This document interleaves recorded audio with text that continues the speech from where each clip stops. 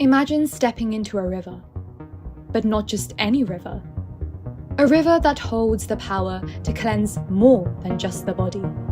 One that washes away karma, resets the soul, and realigns you with the universe. For millions, this is not just a belief, it is a sacred science, a cosmic truth. Kumbh Mela.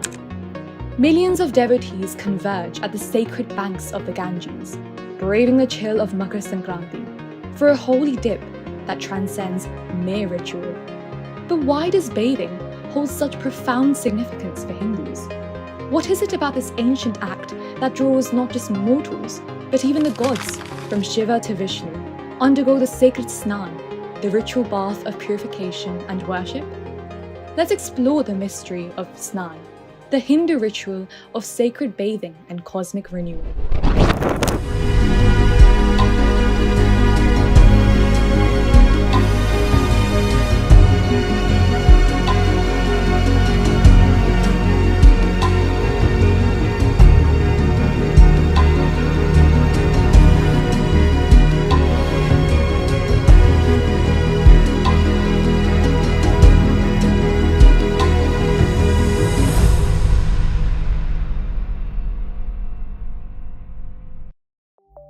Hindu traditions emphasize that everything in existence follows a cycle of creation, dissolution, and rebirth.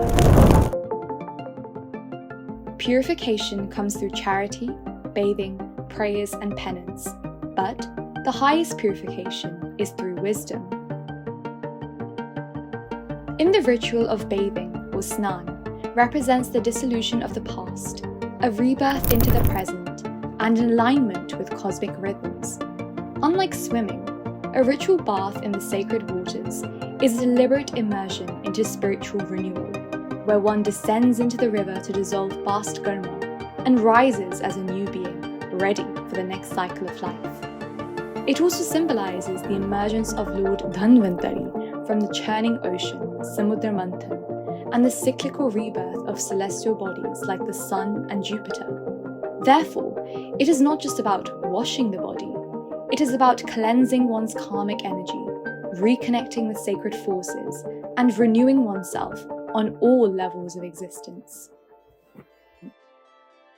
In the Hindu scriptures, sacred rivers are described as living deities. The Ganga is considered a celestial river whose waters descend from Shiva's matted locks, ensuring their divine containment. To immerse or Snan in her waters is not just purification, it's about washing away of attachments to the past. Through the etymological breakdown of Snan, we find Sa symbolizes energy or consciousness, Shakti, and Na represents the state of being switched on and off simultaneously, much like the cycle of dissolution and rebirth. In the context of Hindu cosmology, the Samudra Manthan, churning of the cosmic ocean, is a profound allegory for creation, where the primordial ocean holds all potential existence. And from its depths emerges Dhanvantari, the divine physician, carrying Amrit, nectar of immortality. Taking a dip in sacred waters recreates this act of divine emergence, signifying renewal and transcendence. Hinduism recognizes different forms of Snan, each serving a unique purpose. Jal Snan, physical immersion in sacred water.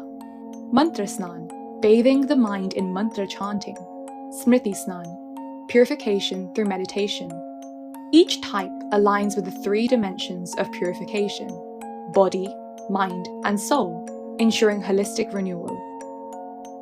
Regular bathing purifies one in all three dimensions: body, speech, and mind. Though Snan takes different forms, its essence remains the same. It brings people together, transcending barriers of caste, class, and status. In these sacred waters, individual impurities are washed away, just as societal divisions dissolve. It is in these mass gatherings that a sense of unity emerges, where distinctions fade and only the shared spiritual experience remains. The river, ever flowing, becomes the great equalizer, carrying with it the spirit of togetherness. Move together, speak in harmony, let your minds be united. This verse encapsulates how collective worship, binds society into a shared spiritual consciousness. Water, ancient, eternal, divine. It flows through the scriptures of every faith, not just as a life-giving force, but as a sacred threshold between the impure and the purified, the old and the reborn. In Hinduism, Snan is a ritual of transformation, whether in the quiet sanctity of temple waters or the roaring confluence of rivers at Kumbh Mela, where millions immerse to wash away karma. In Islam, Ghusl is the gateway to purity, a cleansing before prayer, a renewal of the soul. In Christianity, baptism marks the death of sin and the birth of faith. Some believe Jesus himself may have witnessed Snan in India, inspiring his own rites of immersion. From the Buddhist bathing of the Buddha to the Jewish Mikvah, from Sikh Amrit Sanchar to Shinto purification, the sacred bath unites humanity, a timeless ritual of cleansing, renewal, and transcendence. Let's take a journey through Hinduism and the sacred transitions of life. Imagine a young student, having completed years of disciplined learning in the Brahmacharya ashram, standing at the threshold of a new chapter. Before stepping into family life, he must undergo a ritual bath, Snan. This sacred act marks his transformation into a Snātika, meaning one who is bathed, symbolizing his readiness for the next stage of his journey. Even today, the term Snātika means graduate, a reminder of how deeply Snan is woven into the fabric of progress and evolution. Just as Snan marks personal transformation, it also aligns individuals with cosmic rhythms. The ritual bathing of Makar Sankranti, for example, symbolizes the sun's rebirth as it moves into the northern hemisphere. Similarly, during Kumbh Mela, when Jupiter enters Aries, millions gather to bathe in sacred rivers, honoring the rebirth of one of Hindu astrology's most influential planets. These moments of ritual cleansing are not just about purification, they ensure that one is cosmically realigned and energetically renewed. Insights provided here on Snan reveal its profound significance beyond physical cleansing. Snan is a cosmic realignment, a ritualistic death and rebirth, a purification of the self, and a unifying social experience. From rishis bathing in mantra vibrations to deities undergoing daily abhisheka, Snan represents continuous renewal and divine connection. Even gods must perform Snan, reinforcing the eternal law of transformation. Thus, Snan is not just a bath, it is a sacred act of dissolution and rebirth, an invocation of cosmic energies, and a means of returning to one's purest state.